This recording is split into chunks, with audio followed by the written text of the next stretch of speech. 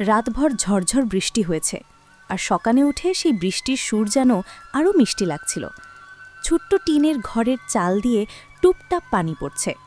এই ঘরেই থাকে কবির, তার ছোট বোন শিমু, মা ও বাবা। ঘরটা ছোট, পুরনো, চালের ফাঁক দিয়ে মাঝে মাঝে বৃষ্টি গড়িয়ে পড়ে বিছানায়। তবুও এই ঘরেই যেন একরাশ ভালোবাসার ছায়া মাখানো। আহা, বৃষ্টির শব্দটা না এক একটা নুপুরের মতো শোনায়, কিন্তু পেটটা যে আজ একটু বেশিই ডাকছে। শিমু তখনও ঘুমিয়ে, তার মুখে একটা ছোট্ট হাসি, যেন স্বপ্নেও সে খিচুড়ির গন্ধ পাচ্ছে। মা সকাল থেকে ঘরে ব্যস্ত, কিন্তু ঘরে তেমন কিছুই নেই। আছে সামান্য চাল, অল্প ডাল আর এক ফালি পেঁয়াজ। তবুও মা চুলায় আগুন জ্বালিয়ে বললেন, আজ খিচুড়ি হোক, তাও যদি পেট ভরে খায় সবাই। মা, হাঁসের মাংস হবে না? শিমু তো অপেক্ষা করছে। মা এক চিলতে হাসলেন, হয়তো মুখে হাসি, কিন্তু মনে কষ্ট।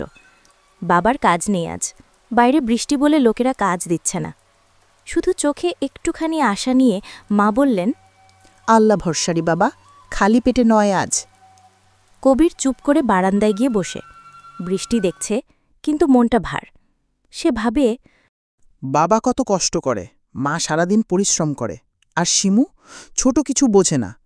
তবু একটা হাঁসের মাংস যদি আনতে পারতাম, একদিনের জন্য হলেও, আমি বড় হয়ে অনেক টাকা কামাবো, মা বাবাকে আর কাঁদতে দেব না। বৃষ্টির ছাটে ভিজে যায় তার চুল, কিন্তু কবিরের চোখে তখন ভিন্ন আলো। ঠিক তখনই কাদা মারিয়ে দরজায় ঢুকলেন বাবা, হাতে পলিথিনে মোড়ানো কিছু জিনিস। বাবা, তুমি ভিজে গেছো, কি এনেছ? বাবা মুচকি হেসে পলিথিন খুলে দেখালেন, অল্প একটু হাঁসের মাংস, আধা কেজি চাল আর এক টুকরো কাঁচামরিচ। হাঁসওয়ালাটা চিনত, বলল, নেন কাকা, আজকে বর্ষার দিনে খাইয়ে দেন মেয়ে মাইয়া গো। মার মুখে আলো ফুটে উঠল।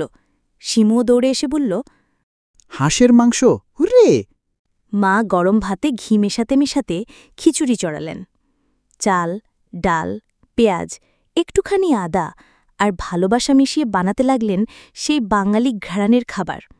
মা, আমি হাড়ির ঢাকনা দেখতে পারি, শুধু একবার?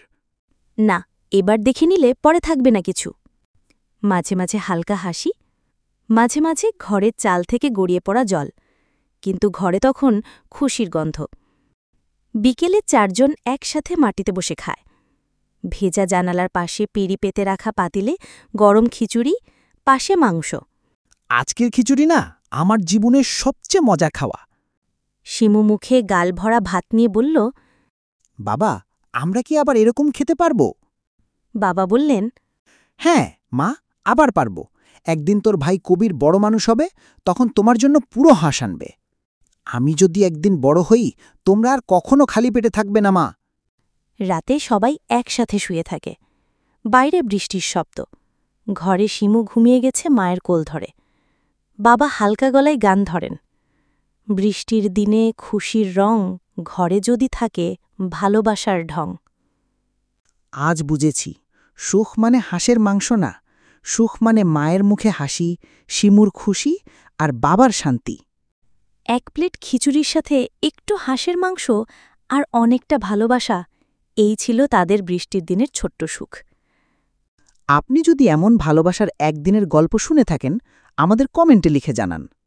গল্পটা ভালো লেগে থাকলে লাইক দিন, আর এমন হৃদয় ছোঁয়া গল্প পেতে আমাদের চ্যানেলটা সাবস্ক্রাইব করতে ভুলবেন না। আবার আসব নতুন গল্প নিয়ে।